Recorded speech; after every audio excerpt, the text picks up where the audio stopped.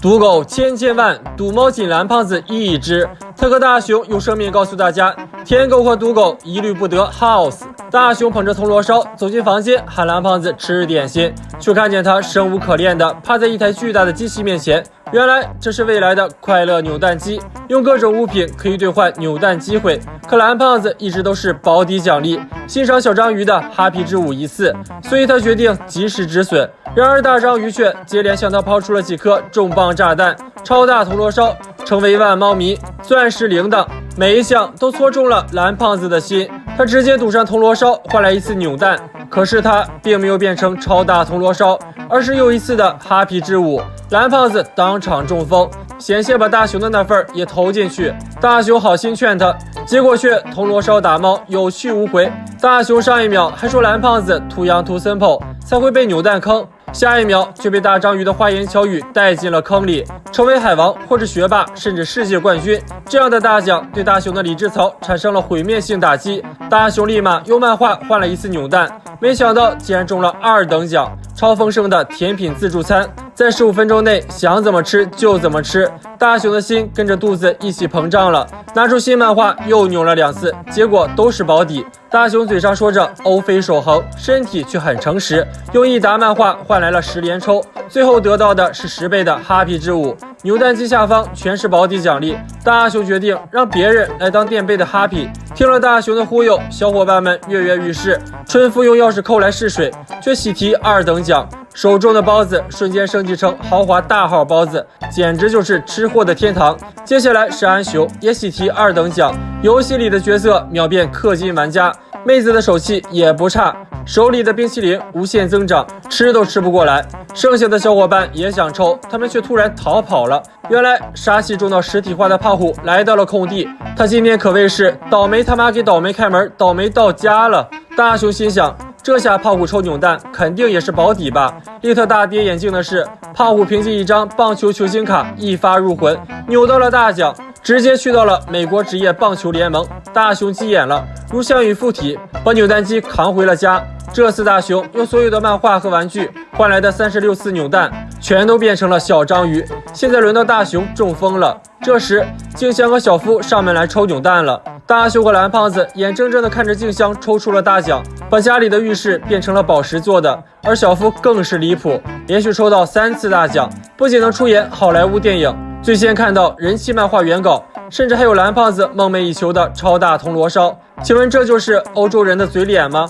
这一幕深深刺激到了大熊和蓝胖子，他俩盘空了大熊的房间，只为一个大奖，40连抽换来了一房间的小章鱼。两人本想就此金盆洗手，可大章鱼又有双倍奖励，诱惑着他们盘空了一个又一个房间。大熊间瞬间家徒4壁，只剩章鱼。事已至此，两人诠释了什么叫做败家的极限，直接赌上了这个家。见证奇迹的时刻到了，大熊和蓝胖子齐心协力，抽出了最后的命运之扭蛋。只见一颗流光溢彩的扭蛋滚了出来，竟然是传说中的特级大奖。不会是要送大熊家一个大城堡吧？可光芒褪去，大熊和蓝胖子瞬间跌入了绝望的深渊。这一口小章鱼喷的特级大奖实至名归。那么小伙伴们愿意用什么东西去换扭蛋的机会呢？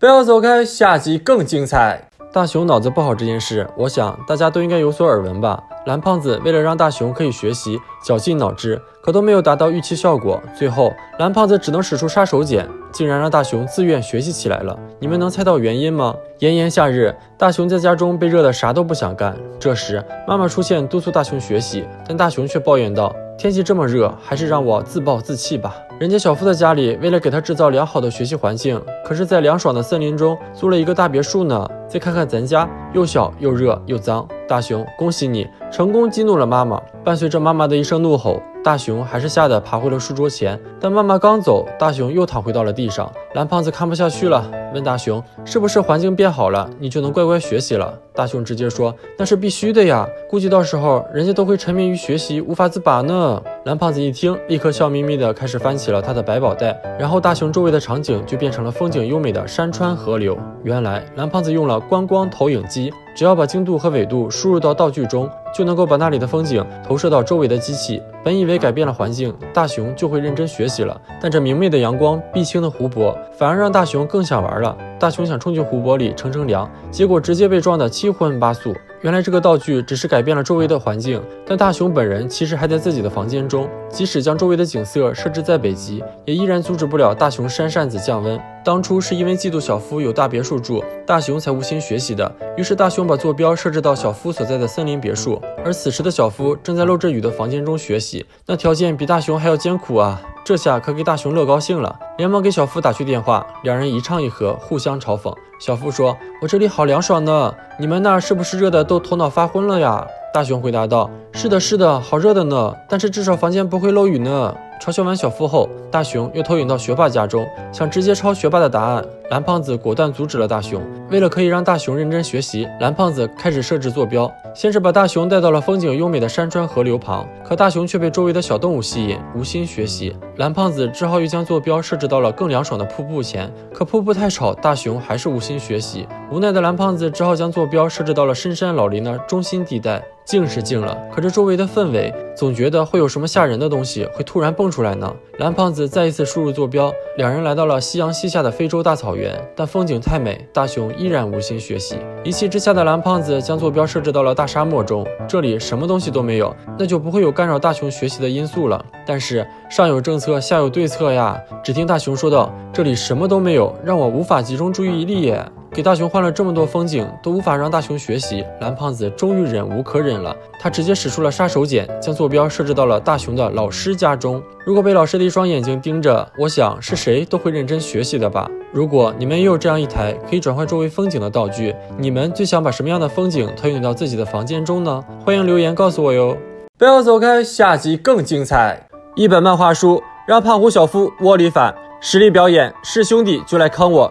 事实证明，没有人比小夫更懂甩锅。俗话说得好，装逼遭雷劈。小夫在大雄他们面前炫耀新漫画的时候，早该做好被胖虎借走的准备。虽说闲着没事干，往池子里注水这种题目确实很无聊，胖虎也不能上课的时候看漫画。想想都知道，正常人能看数学书笑出声吗？小夫眼睁睁地看着自己还没看过的漫画被胖虎害得成功了，罪魁祸首还假惺惺地安慰他。小夫使出了杀手锏，要把胖虎藏在他那里的0分考卷拿给胖虎老妈看。这下轮到胖虎慌了，用脚趾头想都知道，真的这样做他就小命不保了。于是他推锅给大雄，让他去从老师那里偷回漫画。大雄真是躺着也中枪，可他要是不答应，就要被胖虎物理超度了，只能哭着跑回家去找蓝胖子。虽说根本就没有漫画物归原主机这种东西，但老好人蓝胖子哪见得了大雄哭，给他一顶123木头人帽，就像玩木头人游戏一样。蓝胖子让大雄转过身去，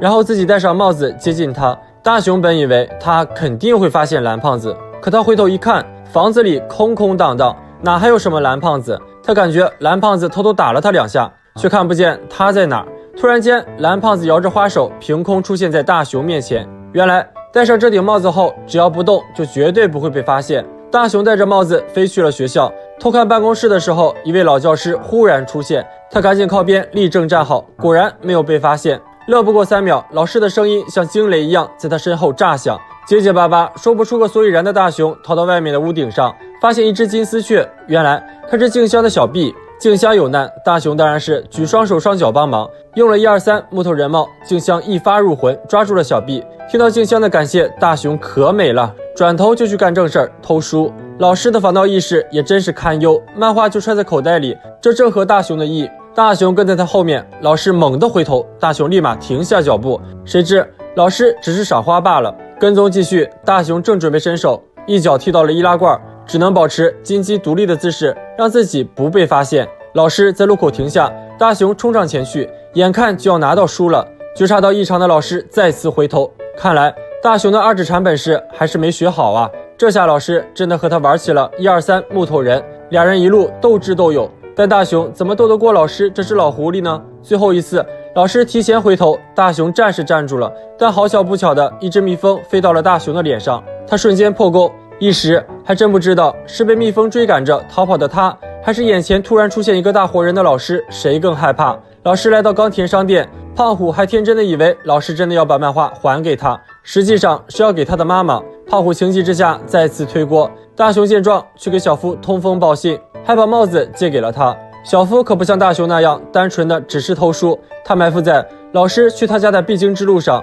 把他的漫画调成了写着胖虎名字的书，还在里面夹了他的0分考卷。这下老师在小夫老妈面前就无话可说了，怒气冲冲的转头又去胖虎家了。可想而知胖虎会有怎样的悲惨结局。小夫的这波逆风翻盘，看得大雄和蓝胖子目瞪口呆，冷汗直流。论狠，还是小夫狠呢？求求你做个人吧！1、2、3，木头人帽尚且如此，要是蓝胖子的口袋落入小夫手中，你觉得会发生什么事情呢？评论区来说一说吧。